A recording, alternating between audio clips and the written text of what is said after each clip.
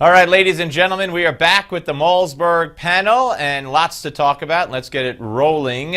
Senior fellow at FreedomWorks, Tom Borelli, is here. I told you we're continuing with the FreedomWorks crew. And co-host of Close Encounters on WLIW, Lisa Jandovitz. Jandovitz. I'm sorry. I don't know why I always screw the name up. It's like Malzberg. If you ever see how people spell it or say it, it's incredible. Okay, sorry about that. 11 and a half hours of deliberation, Lisa, and they're going wall to wall, some of the networks, with this, but it would be news, as I said at the top of the show, if they found the man responsible for the massacre at the Boston Marathon not guilty on one of the 30 counts. He's guilty on all 30, and now on to the death penalty phase. Right, and you said wall-to-wall coverage. Now we're going to see wall-to-wall coverage of the next phase, which is the sentencing. Will they go for the death penalty or life in prison? Well, at least there's mystery there, yeah. There really is, that's going to weigh on a lot of different issues, and certainly one of them are the personal feelings of the death penalty by the jury. As to certainly 17, I think it's 17 of the counts indicate that the death penalty would be warranted. Right.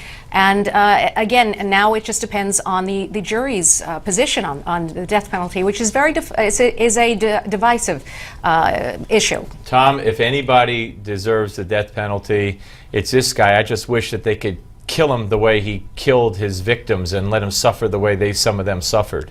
Well, I think it's fantastic that justice is actually being served and he's found guilty on all the counts. And then it does move to the next phase, whether he rots in jail forever or gets a death penalty. Both, I think, are equally bad.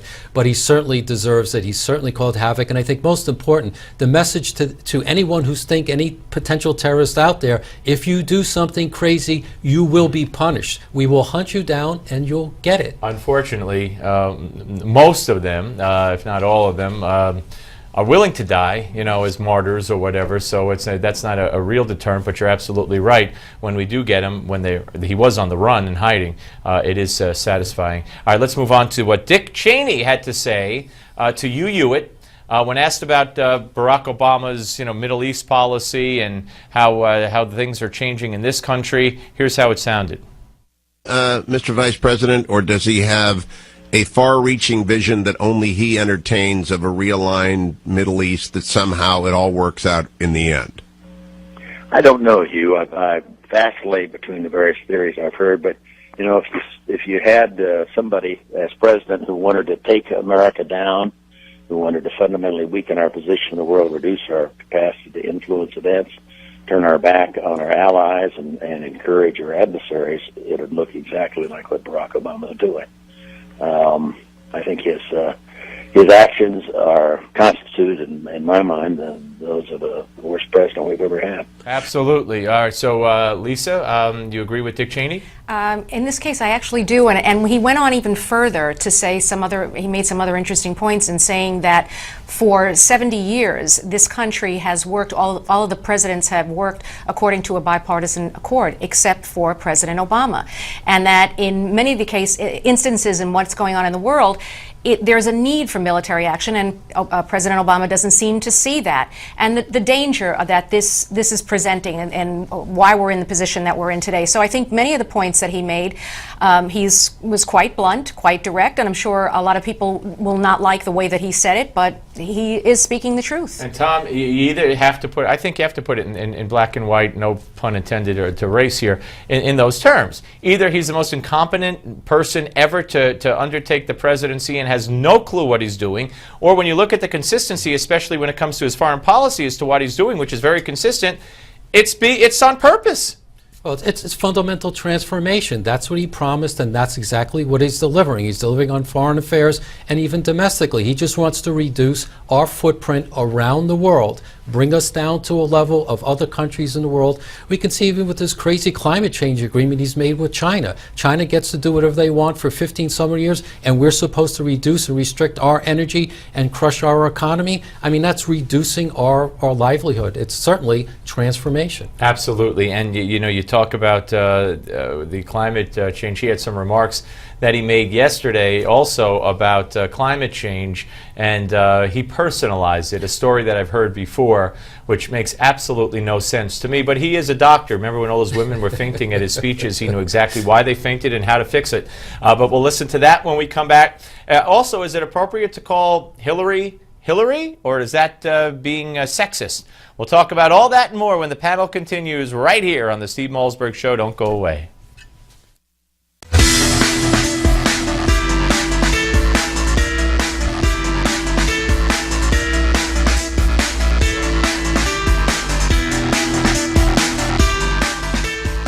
There are so many health problems that people face that concern them more than climate change. You know, why should they care about this issue? We know that the allergy season lasts longer. That means that asthma can be triggered a lot quicker in our kids. We know that heat stroke in cities could be more significant, and that is a severe public health problem. Dr. Obama, ladies and gentlemen, reminiscent of when those people, all the women fainted at all of his speeches when he was running for president and early on, remember? And he had the answer, oh, she's okay, just give her, she didn't eat. Oh, she's okay, you got bend your knees. Oh, she's okay. He knew exactly what was wrong. Rejoining us on the panel, Tom Borelli and Lisa Jandovitz. Guys, I mean, he went on to talk about how his daughter got asthma when she was 4. She came to him and said, Daddy, I can't breathe. And this is somehow related to global warming or climate change? I mean, Lisa, it just makes no sense. No, but it's another way for him to for him to get his agenda across, which is to link climate change to health issues such as asthma and a slew of other things, the allergy season and insect-borne diseases, so that he can gain more support for his the steps that he's taking to reduce U.S. emissions on vehicles and power plants. And that's just another way to scare people into thinking this is something we really must pay attention to. And I'm glad you're doing this. You know, Tom, when we're talking about climate change, you might as well talk about sunset. You know, we have sunset in this country, and sunset is really harming us because the sun goes. I mean, climate change, it's always existed. It's cyclical. It's been proven it's cyclical. In the 70s, they were talking about an ice age. Now they're talking. Then they were talking about no more snow ever, and now they're talking, since they can't pin it down, they call it climate change. And Stephanopoulos said the other day, more hurricanes than ever. There's less hurricanes than ever on the East Coast. These people are loony bins. There's a lot of misinformation out there, but what they're really trying to do is connect climate change to health to scare people. Right. I mean, that's the goal. And he exploited his own daughter with this. But there was a memo that the Competitive Enterprise Institute got from the EPA through FOIA, and it showed how the recommendation was to use health to connect it to climate change to get people involved, because climate change alone didn't poll well. So the strategy's out there. This is sheer propaganda to connect climate change to health, to frighten people, to push their regulations. All right, this story's been buried. The federal judge who issued the restraining order said that the Obama executive order on immigration was unconstitutional. Last night, said that he refused to restart the amnesty, which the executive order would do, and he said that Obama's lawyers misled him, and he was really ticked off. You would think this would be a huge story, Tom. Yeah, at least someone is standing up to Obama. This is a judge in Texas. What won't this administration do? Lie, cheat, steal, destroy documents, create issues? But I'm glad at least one official is standing up. We need someone to stand up for the principles of this country. Yeah, and Lisa, he pointed to Obama at a February town hall meeting when he warned immigration agents to adhere to his policies or face consequences. And the judge said that the president's ordering that the laws requiring removal of illegal immigrants not be followed, and this ticked the judge off. Right, and what Tom had just said, it's really interesting because this is a story that you don't find out there at all much. We're not seeing this, and we won't, because it is something that is pointing to what is going on, what the administration is doing, and trying to control.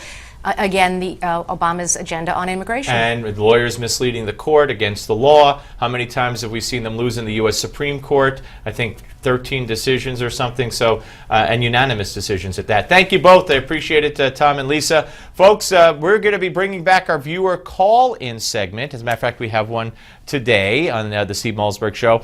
So if you want to weigh in, if you want to talk about the show, you want to talk about events of the day, whatever you want to talk about, you can't just call in when we say, okay, here's the segment. You have to arrange this in advance, and you have to do that with our staff. So the way to reach our staff and me is by emailing us. There it is on your screen. Call Steve at Newsmax.com. Call Steve at Newsmax.com. Be sure to include your topic, your name, your phone number, and your location, and someone on our staff will get back in touch with you. Again, we have to do this in advance and set it up in advance. It's not like a talk show on the radio. It's not that simple. So we want to hear from you. Call Steve at Newsmax.com. Give Me 5 is next.